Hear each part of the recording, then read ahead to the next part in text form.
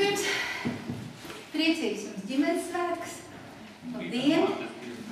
Jā, svētīgi mācas diena, rītdienas un svētīgs tuvojošos vasaras svētkus. Un ir liels prieks būt šodien jūsu vidū un nākt un redzēt, ka baznīca ir tik daudz bērnu pilna. Man liekas, kas vēl var būt priecīgāks. Un es pateicos Evaldam, manam kursa biedram, pateicos viņu mammai, manai kolēģei, ar ko mums pastāv ilgadīga sadarbība par šo iespēju būt šeit. Un dalīties ar jums domās. Tas, ko es tiešām vēlos darīt, tā ir dalīšanās pārdomās. Es esmu ļoti daudz lasījis visādas akadēmiskas lekcijas un referātus, un es tiešām esmu pārliecinājusies, ka no kādiem akadēmiskiem vārdu pa vārdam uzrakstītiem, vārdu pa vārdam nolasītiem referātiem, jādara, ka tiešām ir tikai akadēmiskajās konferencēs, kur ir salasījušies šauras nozares speciālisti, kuri strādā pie kaut kādiem šauriem pētījumiem. Un, protams, nolasīt gudras domas tas nav grūti, ja? Bet man vienmēr ir ļoti bail par to, ka tā situācija tad būs tāda, kā tajā jokā, kad viena draudzene ir aizgājusi uz baznīcu un otra nav. Un viņi prasa, tu biji baznīcā, un ko tu mācītājs, tik skaisti runāja, tik labi runāja. Par ko tu viņš runāja? Pa mīlestību. Nu, un ko tu viņš teica? Teica, ka mīlestība ir laba. Un tā parasti ir tā, ja ir ārkārtīgi daudz tādas informācijas, tad arī varbūt nav tik viegli viņu varbūt tā izvērtēt. Un tā tēma, par kuru es šodien ar jums vēlējos runāt, un kā tas tika arī sacīts, ir tātad par līdzsvaru meklējumiem. Tātad par līdzsvaru un par ģimeni. Līdzsvaru meklējumi mūsdienu ģimenē. Un es gribētu sacīt, ka mūsdienu ģimene, ja tā var sacīt, arī balstās uz trim, vai runājot par ģimeni, mums jārunā par trim tādiem smaguma centriem, par trim lietām, kam ir jābūt līdzsvarā, lai varētu vispār ģimeni funkcionēt. Pirmkārt, tas ir pāris, tie ir laulātie, vīrs un sieva, dzīves biedri. Otrkārt, otrais smaguma centrs, ja tā var sacīt, ir bērni. Un trešais ir darbs. Un es apzināti nevienā no trīs stūriem nerakstu Dievs, jo Dievs ir visam pa vidu, ja mēs tā varētu iedomāties šajā trīsstūrī iekšēji apli. Protams, mūsdienās ir ļoti grūti vispār runāt jeb par kuru tēmu, nesākot ar definīcijām. Jo tas, kas ir noticis, es šodien šurpu braucot tā padomāju, ka principā rietumu kultūra 30 gadus mēs dzīvojam tajā pasaules uzskatā un tajā kultūras izpratnē, ko mēs saucam par postmodernismu. Proti par laiku, kad visas tradicionālās vērtības, visas tradicionālie institūcijas, viss tika apšaubīts. Un tāds robežu gads, par ko es vienmēr runāju, ir 1984. Tobrīd mēs vēl tā sakot no Eiropas, no rietumiem bijām atdalīti, un uz mums tas varbūt mūs tas tik ļoti nemaz neskāra, bet pasaulē šie procesi neapšaubām datēti ar 84. gadu. Un 84. gadā notiek trīs ļoti lielas, ļoti tādas būtiskas lietas. Pirmkārt, mums droši vien 84. gads visiem ir prātā no Orvela grāmatas. Ja? Mēs atceramies George Orwell, jaunā paudze varbūt vairs netik ļoti. Ja? Manas paudzes cilvēki atcerās George Orwell grāmatu, kas tā arī saucās 1984. gads. Otrkārt, uz dažādām pusēm tā, lai visiem visas bijušas. Otrkārt, 1984. gadā Kanādā, Kvebekas universitātē lekciju par zināšanām nolasīja Žans Liotārs. Un Liotārs tiek uzskatīts par šīs postmodernās ideoloģijas vienu no tēviem. Un īsto rezonansi tam, ko Liotārs sacīja šajā referātā, protams, bija pāris mēnešus vēlāk, tad, kad viņa franču valodā turēto lekciju pārtulkoja angļu valodā. Un būtiski tas, ko Liotārs šajā savā referātā par zināšanām pasacīja, būtībā ir tas, ka drošu zināšanu vairs nav, absolūtas patiesības vairs nav, un faktiski arī bezjēdzīgi ir viņu meklēt.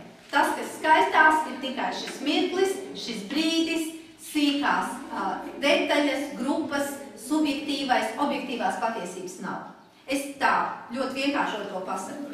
Un trešā, tātad Orvela grāmata, Liotāra lekcija, un visbeidzot 84. gadā, pēc 22 gadiem ļoti veiksmīga misijas darba Indijā, Eiropā atgriežās anglikāņu bīskaps Leslijs Ņūbigins. Un viņš ir bijis prom, viņš aizbrauca 62. gadā, viņš Indijā veidoja veiksmīgas draudzes, piedzīvoja milzīgu baznīcas uzplaukumu un tam līdzīgi viņš atbrauca atpakaļ Anglijā, un viņš nepazīst savu dzimto Angliju, kas ir pārvērtusies par nekristīgu kultūru. Un viņa, tas pirmais raksts, vai tas viņa pirmais palīgā sauciens ir vispār, vai rietumi var tikt atgriezti pie kristīgās ticības. Vēlāk viņš kļūst par Pasaules baznīcas padomes ģenerālsekretāru, ļoti daudz braukā un runā, protams, pēc tam viņš raksta grāmatu, protams, arī rietumi var tikt atgriezti pie kristīgās ticības, bet, kā bīskaps Ņūbigins saka, ka modernie rietumi ir visgrūtākais misijas lauks, kāds vispār jebkad ir bijis un kādu vispār jebkad baznīca ir pazinusi. Jo viņš saka, citas kultūras ir nekristīgas tādēļ, ka viņas par Kristu nezin, viņas Kristu nepazīst. Šeit rietumos ir izveidojusies kultūra, kura reiz bija kristīga un kuri apzināti Kristu ir noliekusi. Līdz ar to šie uzdevumi, kādā mēs šodien kā kristieši, kā kristīga baznīca dzīvojam, ir ārkārtīgi sarežģīti. Un, ja mēs ejam pie šīs vienkāršās lietas, pie šī jautājuma par ģimeni, tad, ja mēs jautātu to 30 gadus atpakaļ, kas ir ģimene, vai pat jautātu, kas ir laulība, tas liktos stulbs jautājums. Ja visi zin, kas ir ģimene, visi zin, kas ir laulība. Vīrs un sieva apprecās, viņiem ir bērni vai arī nav bērnu, viņi dzīvo kā ģimene, tie ir laulātie draugi, viss ir skaidrs. Mūsdienās, protams, tā vairs nav. Un tieši pasaules Eiropas padomē, Eiropas Savienībā, tad dažās atsevišķās valstīs ļoti tiek lausti šķērpi par to, kas tad ir vispār ģimene. Ja? Un, jo mēs vairs nevaram pieņemt to, ka ģimene veido vīrietis un sieviete, tas vairs nav pašsaprotam. Vairs nav pašsaprotam, ka bērnam ir pretēju dzimumu vecāki. Holandē, piemēram, jau tiek izdotas dzimšanas apliecības, kurās bērnam ir rakstīts nevis tēvs un māte, bet vecāks A un vecāks B. Ja? Mēs visu to diezgan zinām, bet tas, par ko šodien es gribu runāt, ir, ja tā var sacīt, ģimene klasiskā izpratnē, ja tradicionāla ģimene, kuras centrā un pamatā ir laulības, tad vīrieti un sievieti un viņu bērniem. Un runājot par līdzsvaru, ja tā varētu sacīt, sinonīms ir vārds harmonija. Tad, kad kādas lietas ir līdzsvarā, šīs lietas ir arī harmoniskas. Un līdz ar to, ja mēs gribētu runāt par harmonisku, jeb līdzsvarā esošu ģimeni, tad tas būtu, ka viens otram līdzās dzīvo vīrietis un sieviete, kas paši ir harmoniskas nobriedušas personības, un viņu bērni, kuri tiek audzināti par harmoniskām personībām. Un ļoti daudz pētniecību psiholoģijā un cilvēku pētniecībā tiek runāts par holistisko pieeju. Latviešu valodā nav laba vārda veselums, cilvēks kā vesels.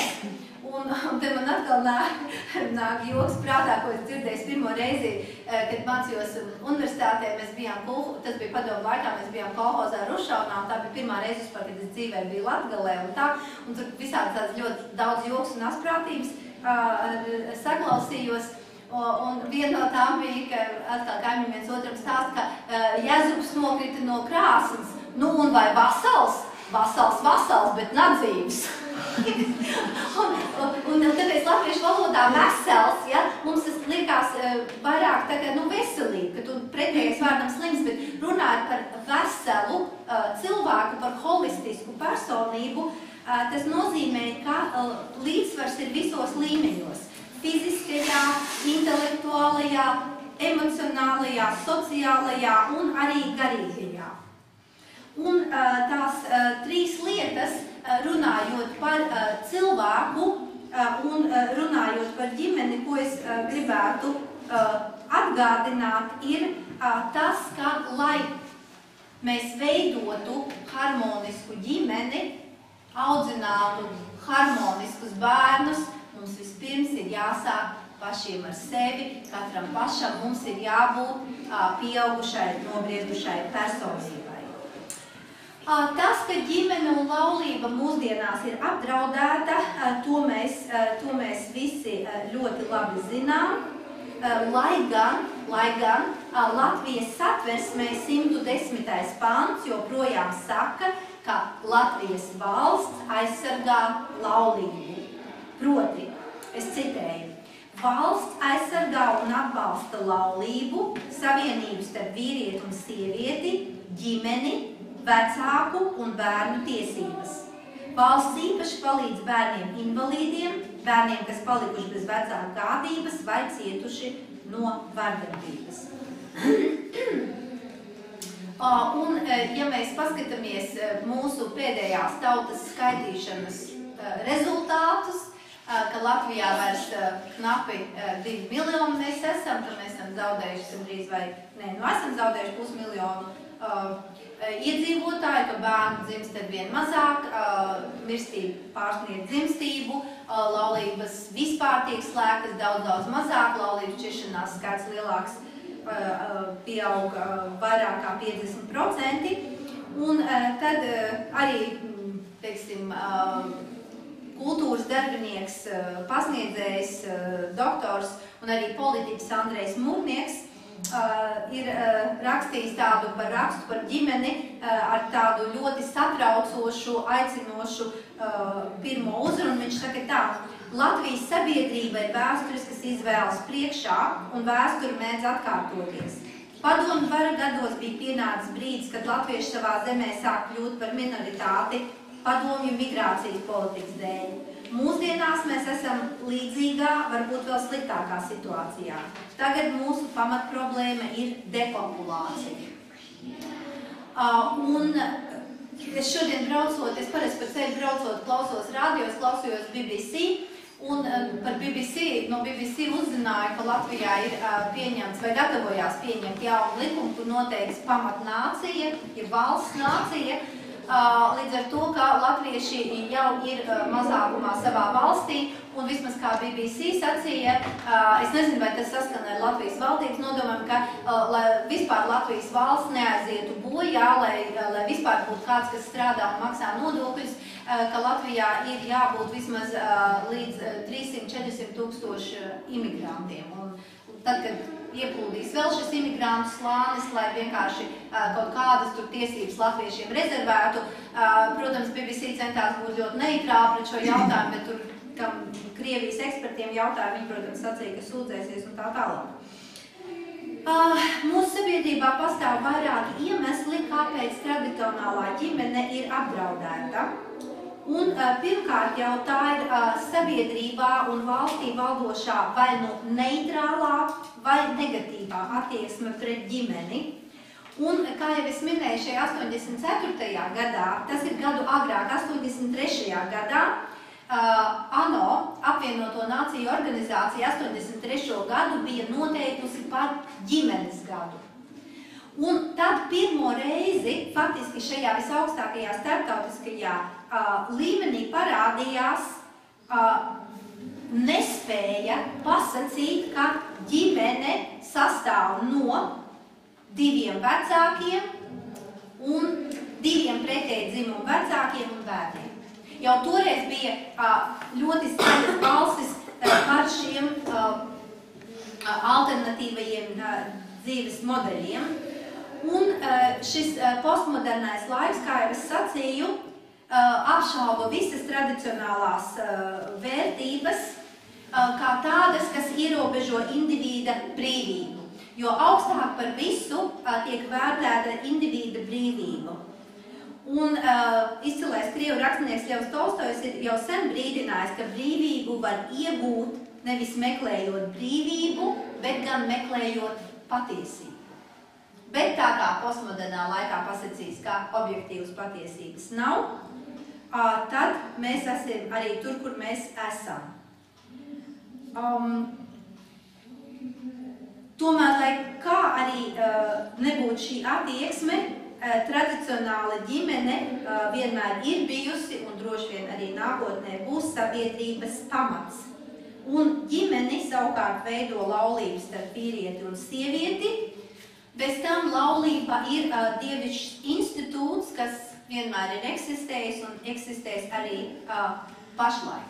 Mēs varētu sacīt, ka laulība faktiski ir pati pirmā institūcija. Vēl ilgi pirms Dieva izredzētās tautas, vēl ilgi pirms pirmajiem praviešiem, pirms pirmajiem patriarhiem, laulība tiek slēgta, jeb nodibināta, iedibināta jau paradīzes dārzā, tad, kad Dievs rada Ādamam Ievu un pieved pie viņas un uztic viņam. Mūsdienās, vismaz mums rietumos, laulības pamatā ir mīlestība, tiek sagaidīta partneru uzticība, un laulībai, protams, piemīt svarīgs sociālais aspekts, bērnu radīšana un audzināšana. Kas tad ir tas, kas šo ģimeni apdraud? Tātad pirmkārt šī sabiedrībā valdošā vai nu neitrālā, vai pat negatīvā attieksme pret ģimeni, pret maziem bērniem. Mēs varam to redzēt, varbūt uz laukos, mazās vietās, varbūt mazāk, ja, bet Rīgā, piemēram, braucot sabiedriskajā transportā un tam līdzīgi, cik kopējā ir negatīva reakcija pret māmiņām ar maziem bērniem, ar bērnu ratiņiem un tam līdzīgi tā vietā, lai mēs patiesībā priecātos par katru jaunu mūsu sabiedrības pilsoni, faktiski tā apkārtējā pūļa reakcija ir lielāko daļu ļoti negatīva. Kadreiz vienās rekolekcijās mēs runājām par šautru lūgšanām, par šādām ļoti īsām momentā Dievam izsacītām lūgšanām. Un kopš tā laika es vienmēr, parasti, kad es redzu kādu sievietes stāvoklī, es domās viņai pārmetu krustu un saku, lai Dievs tev svētī un tavu bērniņu. Paldies Dievam, mums Latvijā vēl bērni dzimst kādam. Ja? Bet bez šī sabiedrības neatbalsta laulību ļoti lielā mērā apdraud arī laulāto draugu vai principā mūsdienu cilvēku individuālisms. Proti, cilvēkam galvenais uzsvars ir uz sevi un es, nevis uz mēs. Un sociologi ir konstatējuši, ka pēc 7 laulībā nodzīvotiem gadiem laulātie caurmērā viens ar otru komunicē 10 minūtes dienā. Pat ja viņi ir kopā, tad viņi sēž kopā pie televizora vai kopā lasa avīzes vai kaut ko tam līdzīgu. Un viens slavens angļu ekonomists Lers Tūrovs ir sacījis, ka es patērētāju kultūra ir izstūmusi mēs investīciju kultūru. Proti, cilvēki domā par sava paša labumu īsā laika sprīdī uz priekšu un nevis tālāk investē nākotnē. Un jautājums par to, kā ģimenei funkcionēt kā vienai veselai vienībai, tiek diskutēts un runāts ļoti daudz. Un tas, kas man liekas tāda ļoti laba, teiksim, doma un ļoti laba lieta, kas praksē es to esmu redzējis ļoti reti, ir tas, kur ģimenēs tiek veidotas tā saucamās ģimenes padomas. Proti, vai nu reizi nedēļā, vai reizi 2 nedēļās tiek speciāli atvēlēts laiks, kurā visa ģimene sanāk kopā. Pat ja tas būtu tikai, teiksim, vīrs un sieva un bērni, vai varbūt tā ir mamma viena pati, kas bērnus audzina, vienalga, tie cilvēki, kas veido ģimeni, kas dzīvo mājās zem viena jumta, kam ir kopējais ģimenes budžets, viņi sanāk kopā reizi un apspriež visu, kas mūsu ģimenē ir aktuāls. Un bērni no mazas bērnības jau pirmkārt tiek mācīti klausīties, otrkārt izsacīt savas domas. Un šādas ģimenes padomas tiek praktizētas un ieteikts praktizēt arvien vairāk, jo tas veido dialogu starp ģimenes locekļiem. Pie tam pie šajām ģimenes padomēm parasti tiek ievērots tas pats princips, kas zolīdās diskusijās. Proti, neviens nevienu nepārtrauc, runā viens pēc otra, un katrs tiek uzklausīts, katrs tiek sadzirdēts, un tad, ja ģimenei kopumā ir jāpieņem kāds lēmums, tad visi jūtās iesaistīti un visi jūtās sadzirdēti. Jo tas ir viens no lielākajiem tādiem tiešām draudiem ģimenei, kad cilvēki jūtās nesadzirdēti, neuzklausīti, nesaprasti, zināmā mērā atkal šīs pašas mirkļa tirānijas dēļ, šī steidzīgā laika dēļ.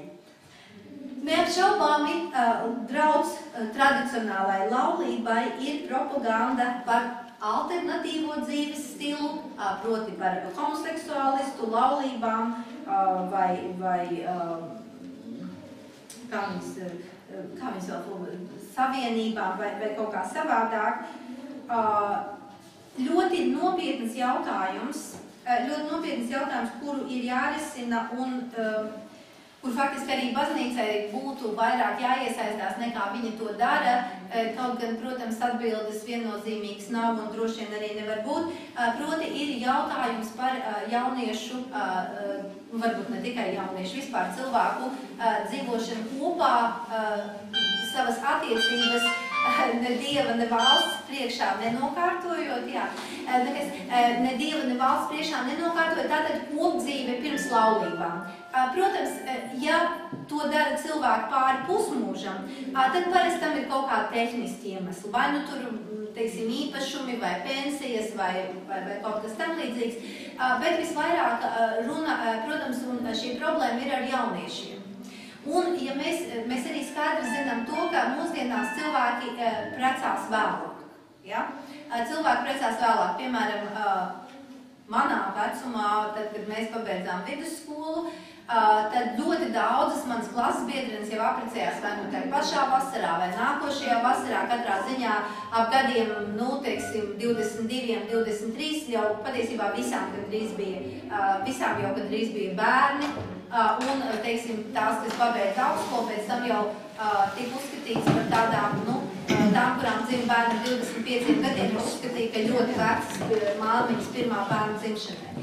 Tagad, protams, tas viss ir mainījies un caurmērā īpaši šīs labklājības zemēs, Šveicē, Vācijā un Skandināvijā 70% pirmo bērnu dzimst pēc 29 gadiem, tad, kad māmiņai ir pēc 29 gadiem. Bet tā problēma, protams, ir sekojoša ar to, ka mūsu, teiksim, bērni, mūsu jaunieši patiesībā dzimumu nobriešanu sasniedz diezgan agrā vecumā. Teiksim, gados 14, 15, principā fizioloģiski gan meitenes, gan puiši ir fizioloģiski nobrieduši būt par vecākiem. Kamēr viņi, protams, nebūtu nav nobrieduši veidot tradicionālu ģimeni, strādāt, pelnīt, uzturēt nākamo paudzi. Un Savukārt tas laiks starp, teiksim, gadiem 14-15, kad patiesībā katastrofāli liels jauniešu skaits arī uzsāk dzimumdzīvi, uzsāk kopdzīvi, līdz, teiksim, gadiem 34, kad ir pabeigta augstskola, sakārtot karjeras jautājumi, iegādāts mājoklis, ka ģimeni var dibināt, ja, ir ļoti liela starpa. Ja. Vai pieņemsim pat, ja, un īpaši kristīgās ģimenēs parasti jaunieši precās ātrāk tieši ar šī iemeslu, ka kopdzīvošana bez laulībām netiek atbalstīta. Pieņemsim kaut vai cilvēks ir ļoti ātri studējis, teiksim, pabeidz 23 gados, 2 gados uztaisījis spožu karjeru, nostabilizējies savā dzīvē tik daudz, ka var atļauties sievu turēt mājās vismaz gadu bērnu audzināšanai, teiksim, vienalga starpā ir 10 gadu. Ja? Tad ko jauniešiem īpaši aiziet uz universitāti, tad, kad viņi sasniedz pilngadību, kad viņiem ir 18 gadi, nākamos 10 gadus līdz 28, kad caurmērā laulības tiek dibināts. Un šis jautājums, protams, manuprāt, baznīca pa lielākai daļai vienkārši izliekās, ka to neredz un nerisina, un, protams, mūsu baznīcā nevienam pirms laulībām nejautā, vai jūs dzīvojat kopā, vai jūs nedzīvojat, un ja jūs lūk dzīvojat kopā, tad mēs jūs nevaram laulāt, kā tas ir dažās brīvbaznīcās, bet šis jautājums, protams, vienmēr pastāv, kā attiekties, ko darīt. Ja mēs vienā jaukā dienā pasacīsim, ja, ka, teiksim, dzīvot kopdzīve bez laulībām jauniešiem ir grēks, ja, kā tradicionāli tiek sacīt, jūs dzīvojat nepiedodamā grēkā, no tā, tad jūs nevarat nākt pie svētā vakarēdienas, principā jūs nevarat būt draudzes locekļi, jūs dzīvojat grēkā, iesiet uz ēli. Un baznīca šāda attieksme tradicionāli gadsimtiem ilgi ir bijusi. Vai mēs vairs uz to varam pastāvēt? Tāpat kā vai mēs varam pastāvēt uz to, ka laulība ir vienreiz mūžā slēgta uz visu mūžu, līdz nāve mūs šķirs.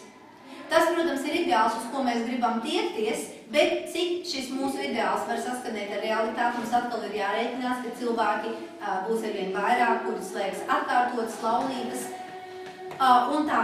Un ir tāds ļoti interesants, ļoti kontroversāls bīskaps Sponks, anglikāņu bīskaps Amerikā, un viņa viedokli vienkārši es neko labāku, godīgi sakot, līdz šim neesmu atradusi. Es nedomāju, ka tas ir ideālais risinājums, bet neko citu, un par šo jautājumu ir nācies diezgan bieži runāt ar jauniešiem. Protams, ir tā lielā plašā kustība īsta mīlestība gaida, un arī viņi dara savu ļoti pozitīvo darbu. Bet šis bīskaps Sponks saka, viņš tā šo pašu jautājumu. Viņš ir rakstījis tādu grāmatu, viņai tādu melnu vāku un virsū sarkaniem burtiem liela sarkana jautājuma zīme un sarkaniem burtiem virsraksts dzīve grēkā.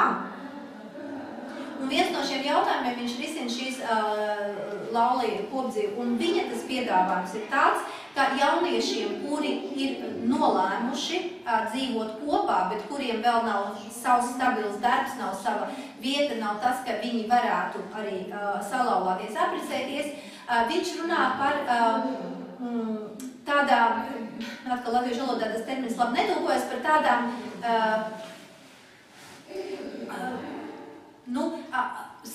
teiksim, draudzē vai sabiedrībā atzītām attiecībām. Teiksim, līdzīgi kā sadarināšanās. Ja?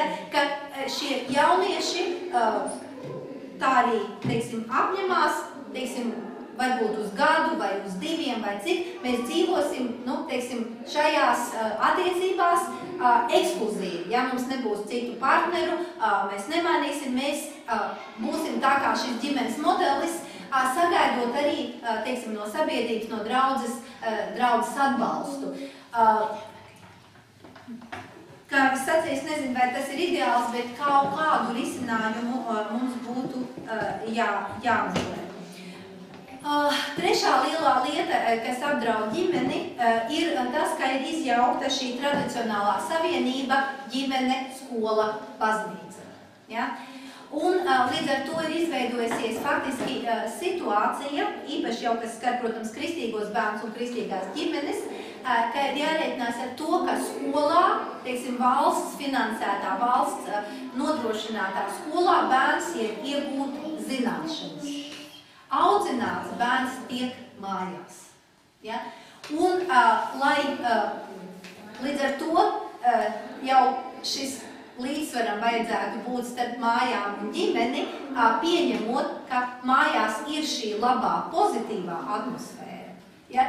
Tad to, kas notiek skolā, bērns arī, manuprāt, skola vairs tik ļoti uz audzināšanu tāpat nav orientēta, bet šīm audzināšanai būtu cilvēkam jāsaņem mājās. Izglītošana notiek skolās, audzināšana mājās.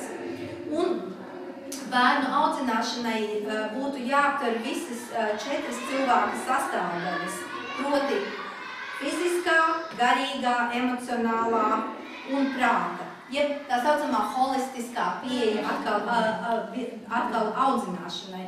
Un faktiski vecāki šajā ziņā ļoti bieži var paļauties visvairāk tikai paši uz sevi. Protams, ir ļoti labi, ja ir šis draudzes atbalsts, ja, kā piemēram šeit, ja, vai citās draudzēs, kur ir svētdienas skolas, cik bērniem ir svarīgi, īpaši tajos, formējošajos gados, kad veidojās bērna personība, ka viņam līdzās ir tādi paši bērni kā viņš, kuri nāk no tāpat orientētām ģimenēm, teiksim, šī gadījumā no ticīgām ģimenēm.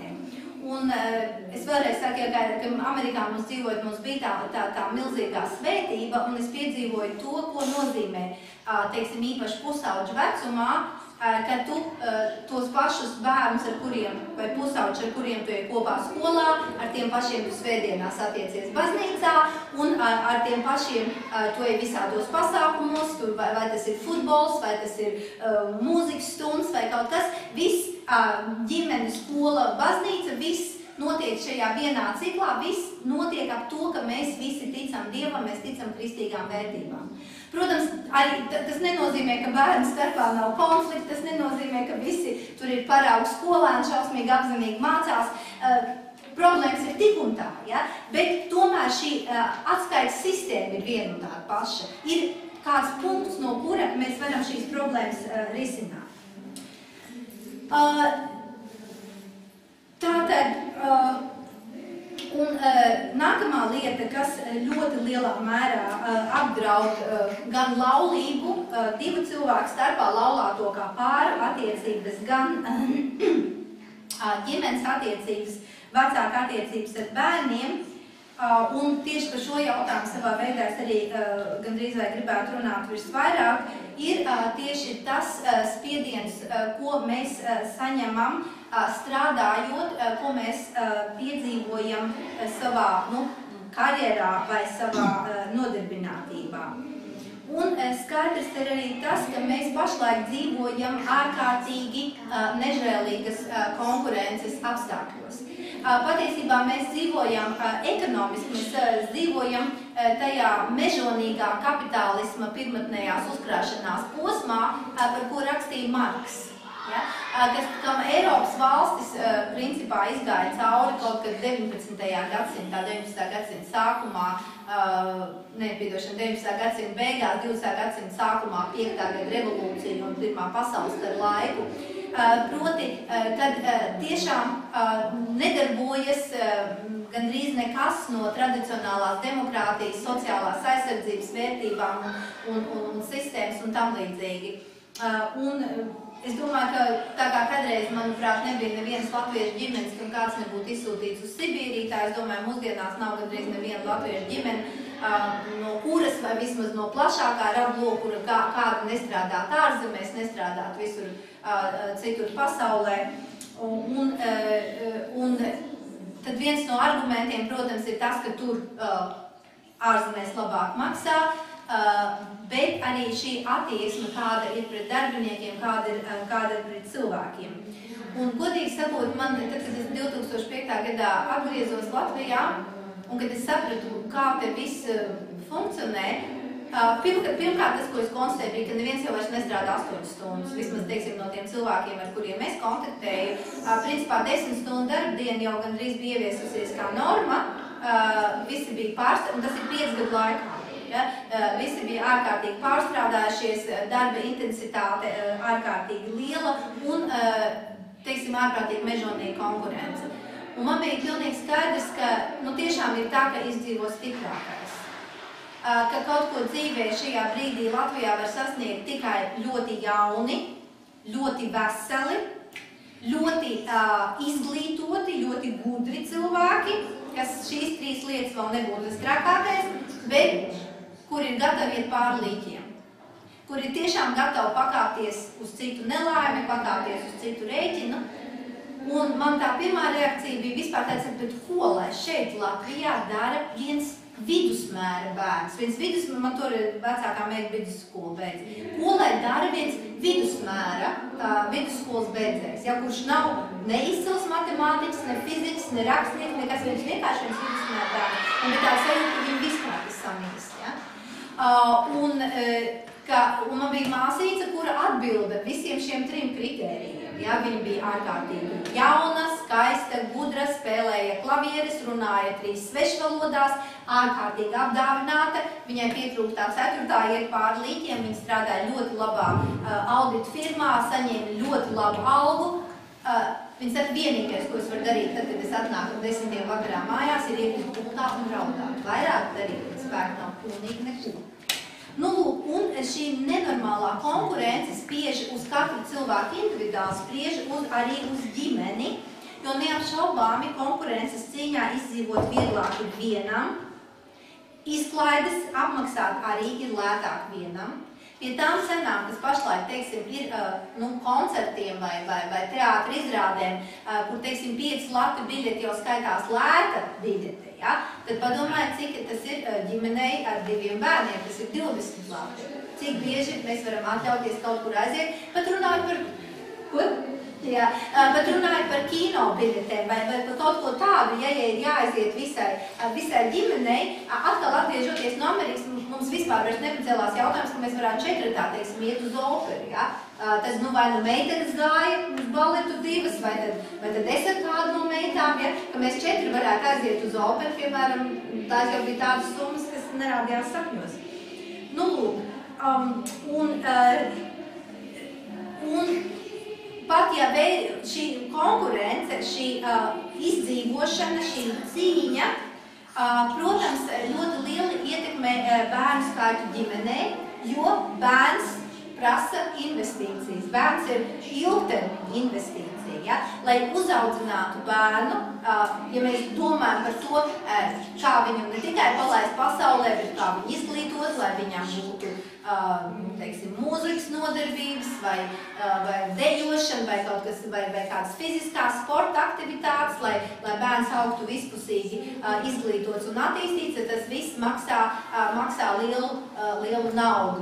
Un es atceros, reiz man mazā meita bija kā 3 gadi, viņai laikam bija, mēs ar draudzeni par to runājam, cik tur maksā peldēšana un basēns un kā to visu salikt kopā. Un tad viņa man teica, mamīte, bērnu dārgi maksā. Es saku, jā.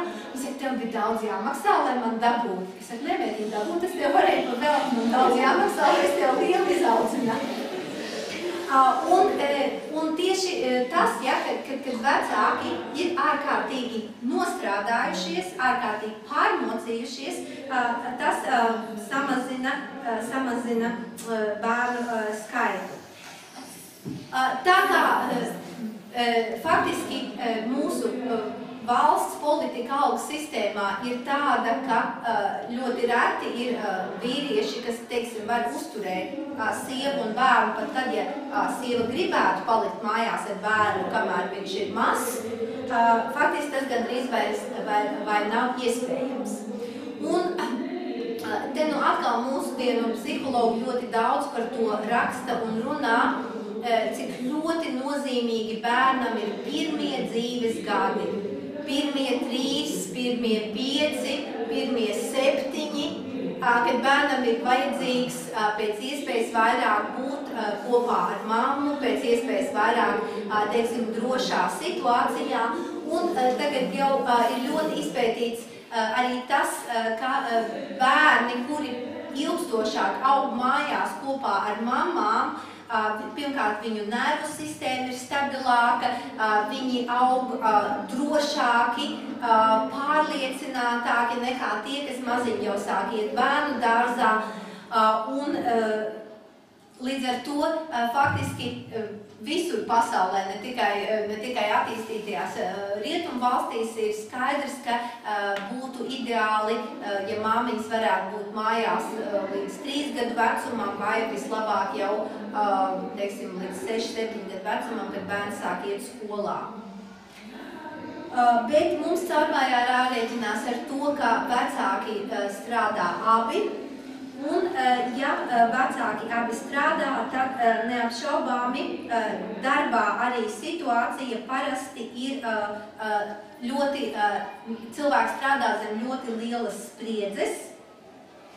Un spriedze rodas visbiežāk tad, ja uzstādītie mērķi un uzliktie uzdevumi faktiski sniedzās pāri cilvēku spējām. Vai katrā ziņā tas, kas darbiniekam tiek uzticēts izdarīt, 8 stundās viņš to izdarīt nevar. Tas rada spriedzi. Ļoti izplatīts strādājošiem vecākiem ir arī nemiers un bailes. Proti šīs eksistenciālās bailes par to, ka pasaulē droši vairs nav nekas. Un es nesen skatījos arī tādu ļoti interesantu filmu par izglītību, kur pasaules vadošie izglītības darbinieki, Eiropas izglītības darbinieki runāja par to, kas ir noticis, kādas izmaiņas ir notikušas Eiropā. Un atkal viņi saka, vēl līdz pat 20. gadsimta beigām bērni tika stimulēti labi mācīties. Kāpēc? Lai tu tiktu labā universitātē. Ja tu tiksi labā universitātē, tev būs labas iespējas darba tirgu. Tu dabūsi labu darbu, un patiesībā tā bija goda lieta ļoti daudziem strādāt vienā uzņēmumā līdz pensijai.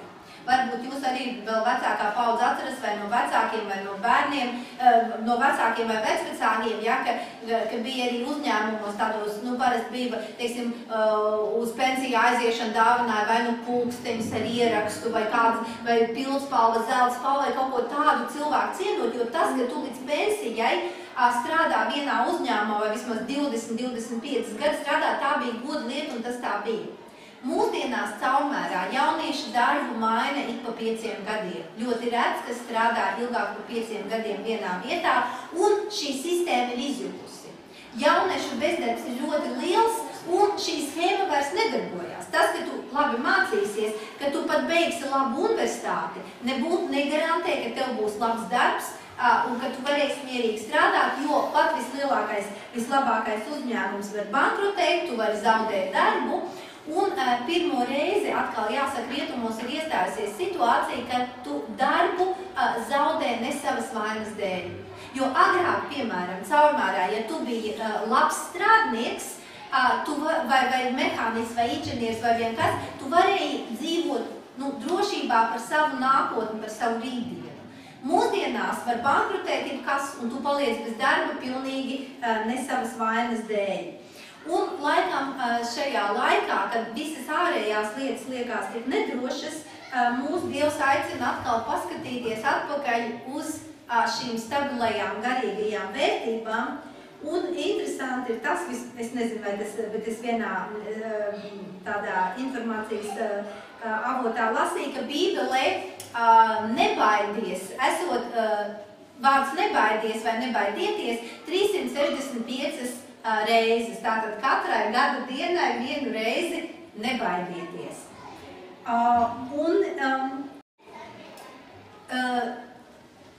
Mēs atkal dzīvojam tajā laikā, ka mēs ļoti daudz gudrību, šās garīgās dzīves, garīgās prakses gudrību smeļamies atpakaļ no senajiem baznīcas tēviem. Un ir tāds ļoti, 4. gadsimtā dzīvoja tāds ļoti interesants teologs, Evagrijs no Pontas, un viņu uzskata par ļoti dziļu nozīmīgu teologu, bet viņu tūkot visās valodās, viņš grieķiski raksta, viņu tūkot visās valodās ir ļoti grūti, jo grieķu valoda vispār ir tāda ļoti daudznozīmīga, poētiska, un viņš arī raksta dzejā. Bet viens no tiem viņa praktiskajiem padomiem bija, ka tad, kad mēs esam jebkādos pārbaudījumos vai kārdinājumos vai briesmās, tam pretstatī kādu īsu Dieva vārdu, kādu bībeles pantiņu. Ja? Tas kungs ir mans gans, man netrūkst nieka. Teici to kungu mana dvēseli. Vai vēl šādas nebīsties, es esmu ar tevi, nebaļojies, es esmu tavs Dievs.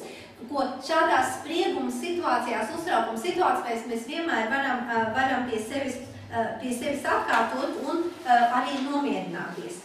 Arvien vairāk tiek runāts arī par to, cik liela nozīme ir mūsu elpošanai un cik svarīga nozīme ir elpošanu sakārtot. Un tā jau ir, man liekas, Ziedonis Purs vai kurš no mūsu dzēniekiem saka, kad saule spīd, to daudzi nepamana, bet saules aptumsumu visi redz. Ja? Un mums arī ļoti bieži tā ir ar šīm parastajām lietām ar elpošanu. Ja mēs tā zinām, ja mēs varam izdzīvot bez ēšanas, cik ilgi, ja 40 dienas un varbūt pat vēl vairāk bez dzeršanas, nezinu, laikam 10 dienas, tad bez elpošanas, cik ilgi mēs varam izdzīvot kaut kāds pāris sekundes varbūt. Un elpošana ir pati, teiksim, svarīgākā, pati pamatlieta, kas mūs sasaista ar Dievu. Ja mēs atceramies radīšanas stāstā, kad Ādams kļuva dzīva dvēseli, tad, kad Dievs viņam iedvesa savu garu.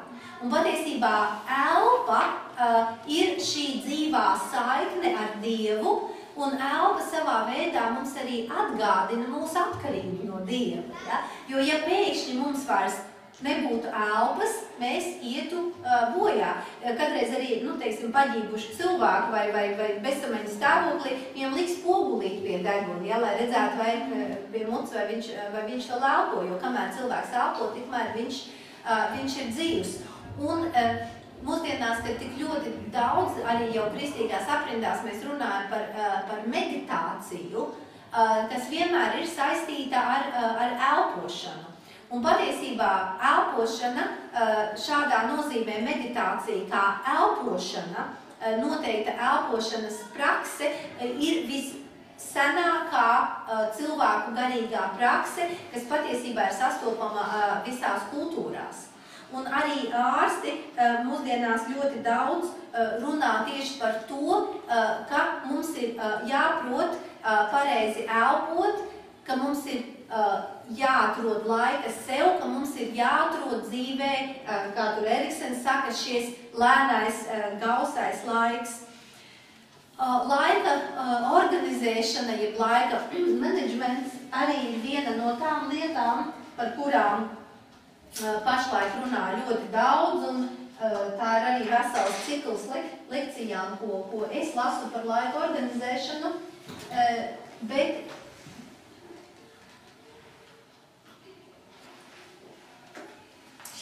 šajā brīdī es gribēju pieskarties tikai vienai tādai lietai, proti tam, ka mums gan kā individiem, gan kā ģimenei ir jāatrod un jāplāno lēnais, klusais laiks pašam ar sevi, vienam ar otru.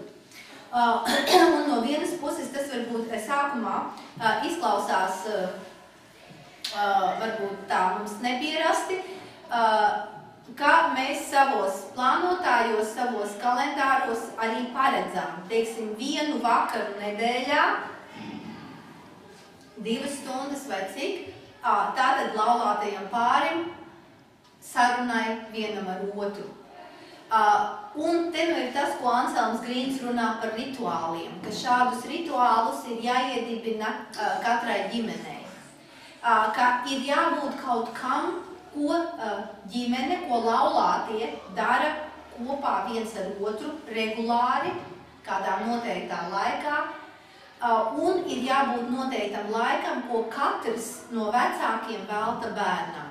Pie tam, ja ģimenē ir vairāk bērni, ir jābūt izveidotai tādai sistēmai, ka katram no bērniem ir arī kādreiz laiks ar katru no vecākiem divatā.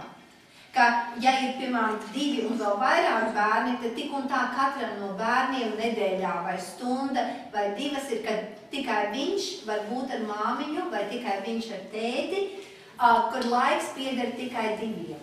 Un ir ļoti svarīgi, lai ģimene kaut ko darītu kopā.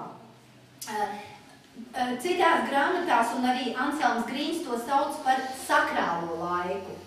Tātad par laiku, kurā mēs dzīvojam apzināti, kurā mēs apzināmies savu elpošanu, kurā mēs apzināmies sevi pašu, kas es esmu, kurā es apzinos šo laulību vai ģimeni, kurās attiecībās es esmu, un visbeidzot apzinos visu sevi kopā Dieva priekšā.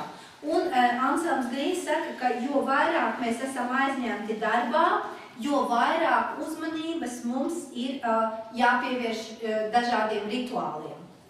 Un jo īpaši Anselms Grīns runā par durvju aizvēršanas un atvēršanas rituāliem. Proti, viņš saka, tad, kad mēs beidzam darba dienu, mums ir jābūt kaut kādam mazam rituālam, ar ko mēs tiešām šīs durvis aizveram. Tas var būt 5 minūšu meditācija. Tas var būt kaut kādas nedaudz mūzikas paklausīšanās. Bet tas ir brīdis mierīgi, klusi, paelpot, pārslēgties un durvis aiz sevis aizvērt. Savukārt, ar kaut kādu rituālu mēs ieejam mājās un atveram savas mājas durvis. Lielākai daļai laulāto pāri vai daudziem tas ir buča uz vaiga atnākot mājās. Ja? Un tas atver durvis. Un Anselms Grīns saka, ja mēs šīs darbības neatdalām vienu no otras, ja, viņš saka, kad mēs dzīvojam dvēseles caurvējā, tad mūs rauj un pūš uz visām pusēm, un mēs nekad neesam tajā laikā un tajā vietā, kur mums pilnībā jābūt. Un, protams, mēs mūsdienās ļoti daudz ko mācāmies no austrumnieku gudrībām. Un austrumnieki parasti rietumos saka, ka viņi nesaprot, kā mēs varam runāt tik daudz, kā mēs varam runāt tik ātri, jo viņi saka, pie tādas runāšanas ātruma, pie tādiem vārdu plūdiem tur nevar būt, ka jūs viens otram nenodarat pāri. Un tad man ļoti patīk arī tāda, kur pie austrumu gudrā atnāk arī viens māceklis un saka, rietumnieks un saka, nu, kad es arī gribētu tādu harmonisku, mierīgu dzīvesveidu, kas man ir jādara. Un šis austrumu gudrais saka, nu, nekas. Sēdi, kad tu sēdi, ej, kad tu ej, runā, kad tu runā. Viņš saka, kā, bet es jau tā daru? Viņš saka, nē. Tad, kad tu sēdi, tu jau esi ceļā, tad, kad tu ej, tu jau skrien. Ja? Viņš saka, tu nekad neesi tajā brīdī, tur, kur tu esi klāt. Tu jau esi visu laiku nākamā brīdī. Un atkal jāsaka, mūsdienās gan pastorālie padomdevēji, gan psihoterapeiti ļoti daudz runā par to, ka mūsu lielākā problēma ir, ka mēs neizbaudām mirkli, mēs nedzīvojam šeit un tagad. Cik ilgi vēl būs lekcijas apmēram? Cik ilgi apmēram varētu tas viss iet?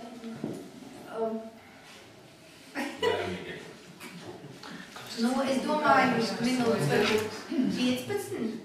Mēs tad aiziesim ar Paulu līdz Megalabī. Es domāju, ka droši vien, jā. Jā. Pēc labi, mums ir kristīgi jaunā paudze. Jā, tiešām es paskatījos pūsmī. Es tāpēc atmos, ka ir jau 3 patiesībā. Nu, lūk. Tā, kur es paliku. Jā, tātad par durvju aizvēršanu, ka mēs, kā lielākā problēma ir tāda, ka mēs nedzīvojam tagadnē. Un tā atbilde ļoti daudzi, ne tikai Anselms Grīns, bet ļoti daudzi, kā es saku, psihologu un psihologu padomdevēji, runā par to, ka mums ir jāiemācās dzīvot šeit un tagad. Ka lielākā daļa cilvēku dzīvo nožēlā par pagātni, domās un cerībās par nākotni un nekad nenovērtē šo brīdi, šo klātesamības brīdi. Un tas šī steiga mūs arī ļoti, teiksim, izkaisa. Tas ienes mūsu attiecībās ļoti, ja mums ir jāsteidzās visu laiku, tas ienes mūsu attiecībās paviršību. Mēs runājam nereti ar otru cilvēku, šis cilvēks ir pateicis varbūt pāris teikumus, mums jau ir zināma atbilde. Mēs jau gaidām to brīdi, kad viņš ievilks elpu, lai pateiktu savējo un skrietu tālāk. Ja? Mums ļoti maz ir laika tā saucamajām jēgpilnajām attiecībām. Un tieši tāpēc, ka mums nav laika izrunāties vienam ar otru, un ļoti bieži tas ir ģimenēs, arī ar vīru un sievu, ar vecākiem un bērniem, īpaši tur, kur bērni jau tuvojās pusauģu vecumam, mēs nonākam situācijās, ka pieprasījums pēc psihoterapijas ir ārkārtīgi liels, un ja psihoterapija nebūtu joprojām tik ārkārtīgi dārga, tad noteikti šis pieprasījums būtu vēl lielāks. Tāpat arī tas, ka attīstās daudz un dažādi terapijas veidi. Mēs dzirdam par mākslas terapiju, mūzikas terapiju, kustību terapiju, jāšanas terapiju, visādām citādām vēl terapijām, jo mēs cilvēki kā tādi esam ļoti traumēti, no līdzsvara izsisti.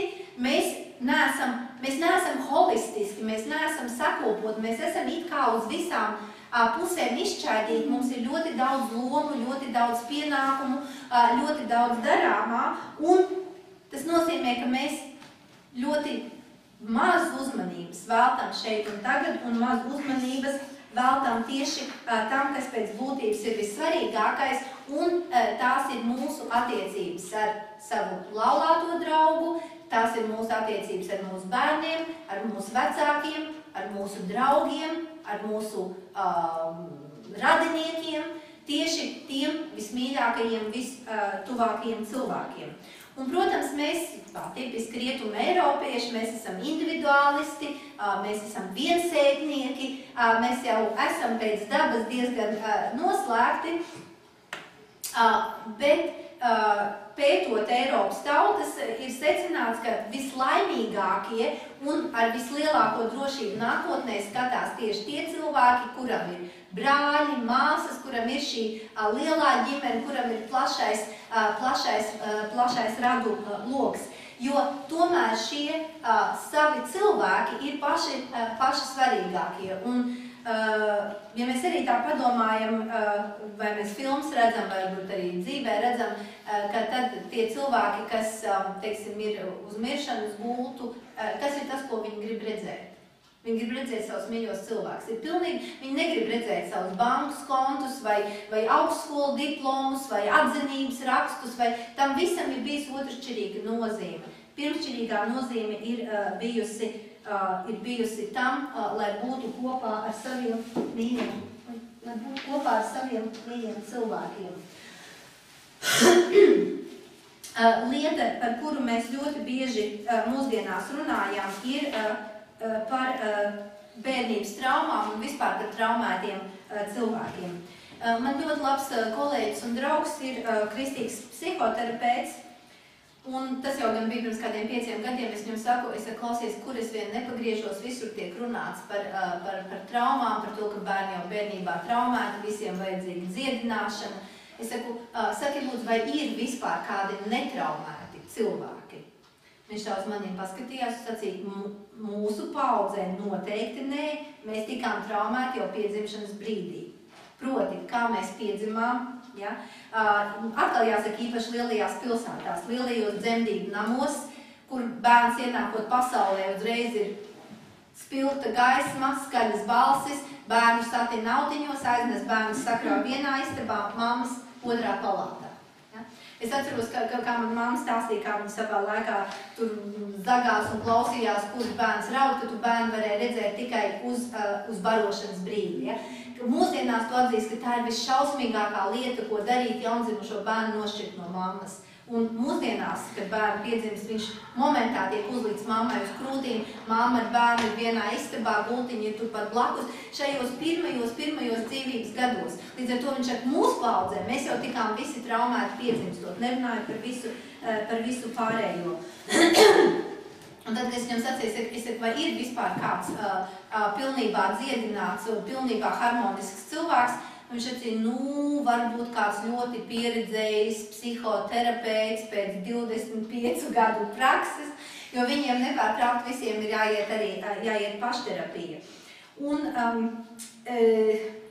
ja mēs atskatāmies uz savu bērnību, mēs visi nākam no savas bērnības, ja mēs atskatāmies uz savu bērnību, tad vienmēr mēs esam no saviem vecākiem un no savās ģimenēs saņēmuši divas puses. Ir tas pozitīvais un ir tas sāpīgais. Un būtu grūti iedomāties, ka vislabākie vecāki, labākajās ģimenēs bērni varētu izaugt tā, ka viņiem no bērnības nekas nesāpētu, nekas nebūtu traumatisks. Un Friedrichs Nīče kādreiz ir teicis, kuram bērnam gan nebūtu iemeslu raudāt par saviem vecākiem. Un īpaši jau tiem, kas nāk no, kā mēs sakam, nelabvēlīgām ģimenēm un tādām, ģimenēm, kurā bērni ir atstāti novārtā, kurā vecāki, neobligāti dzer un klenderē, bet vienalga, kurā vecāki pret bērniem ir vienaldzīgi, šie bērni būs, protams, vēl vairāk traumēti. Tomēr tas, kas ir ļoti svarīgi, ir saskatīt un saprast, ka saknes mums nāk no ģimenes, bet jebkurā gadījumā dzīvē pienāk brīdis, kad mums ir katram pašam jāuzņemās atbildība par savu dzīvi. Un neapšaubāmi ir, lai ietu dzīvē tālāk uz priekšu, tajos brīžos, kad mums liekas, ka mēs esam iesprūduši savā garīgajā attīstībā, kad mums liekas, ka mēs esam iesprūduši savās attiecībās, mums vienmēr ir jāpaskatās atpakaļ, mums ir jāsaprot, no kurienes es nāku. Un, ja mums būtu divreiz tik daudz laika, cik ir, tad mēs varētu arī šeit kopā kādus vingrinājumus izdarīt, bet, ko es arī jums varētu, iesacīt, ja mēs gribam sevi saprast, un sevi saprast ir vislielākais mūža uzdevums. Un savā laikā senajā Grieķijā klasiskās filozofijas dzimtenē un Šūpļu pilsētā pie Delfu orākuliem bija lielais uzraksts iepazīsti sevi. Un arī Sokrāts par to sacīja, kad viņš sacīja, es zinu, ka es neko nezinu, bet šim teicienam ir otra daļa, ko parasti izņem, bet citi cilvēki zina vēl mazāk, ja citi cilvēki nezina par to.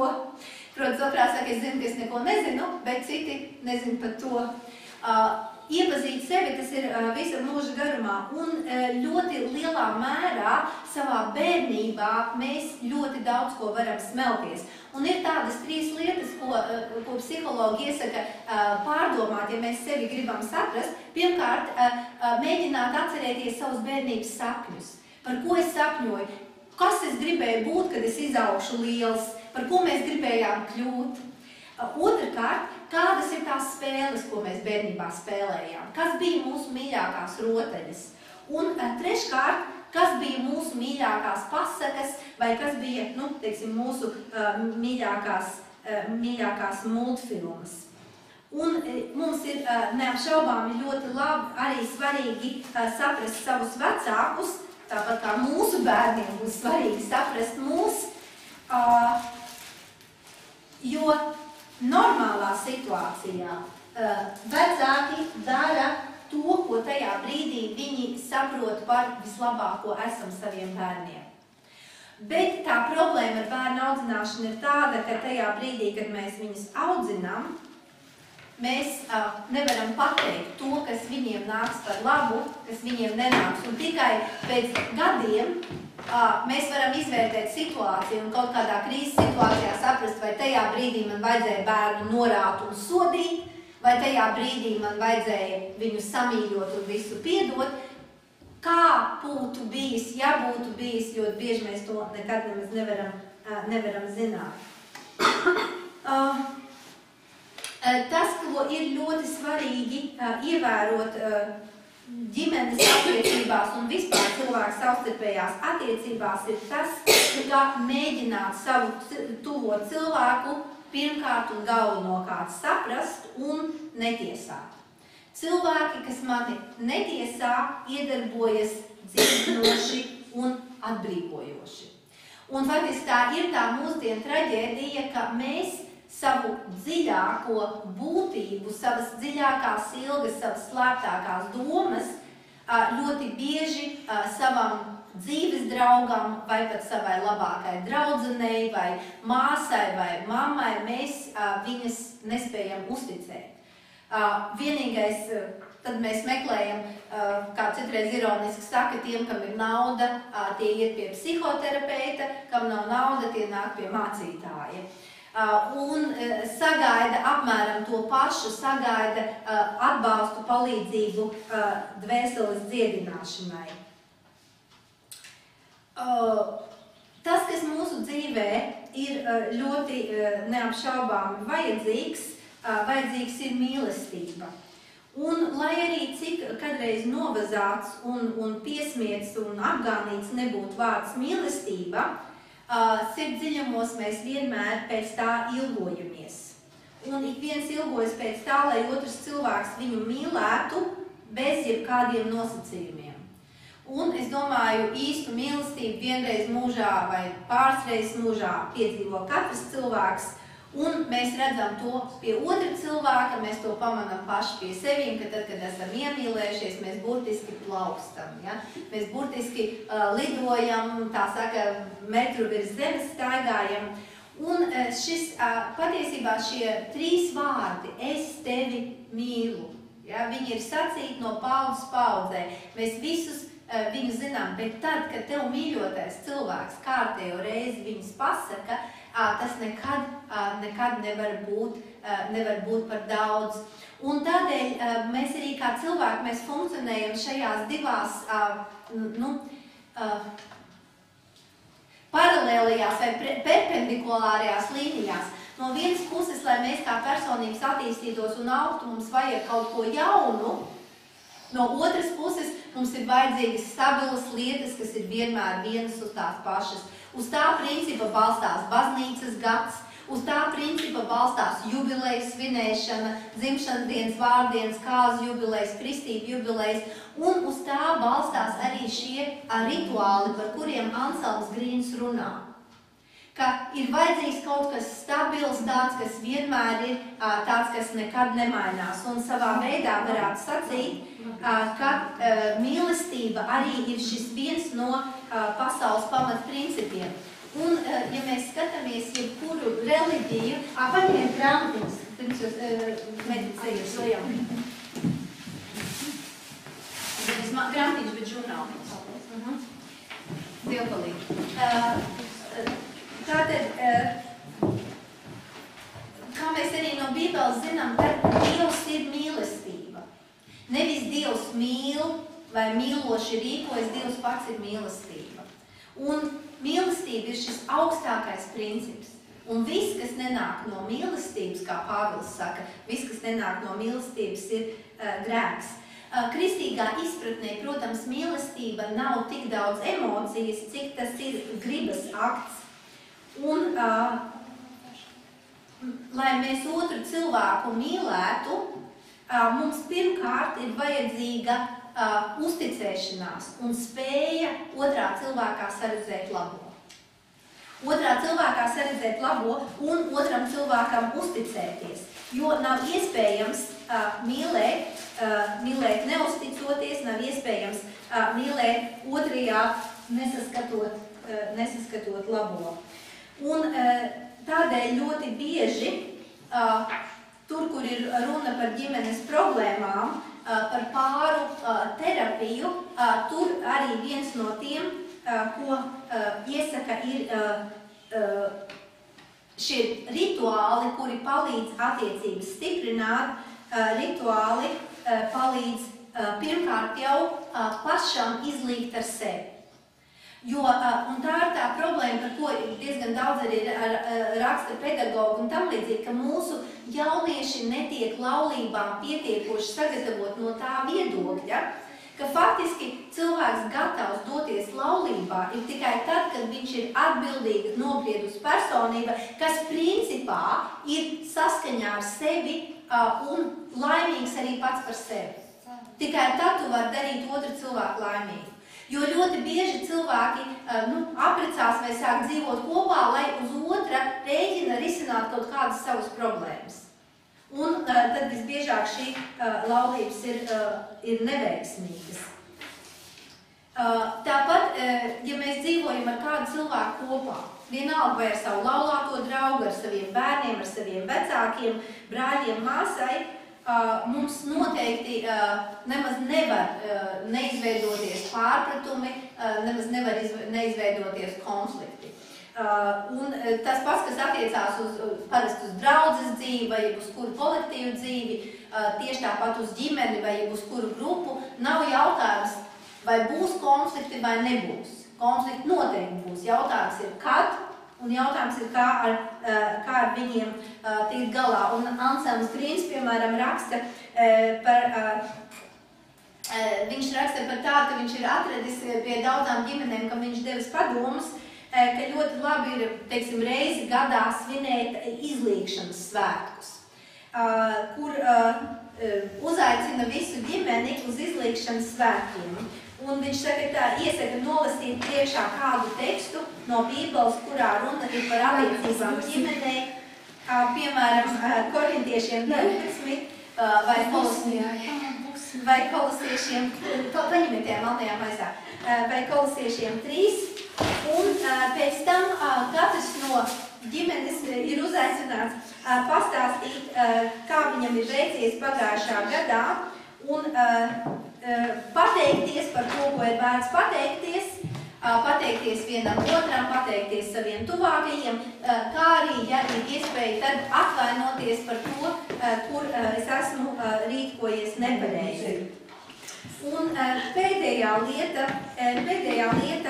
ir tas, ka cilvēkiem ir vajadzīgs laulātajiem pārim, ģimenei, vīram un sievai, ir vajadzīgi neapšaubāmi laiks tikai divatā, kurā nav neviens viņus netraucē.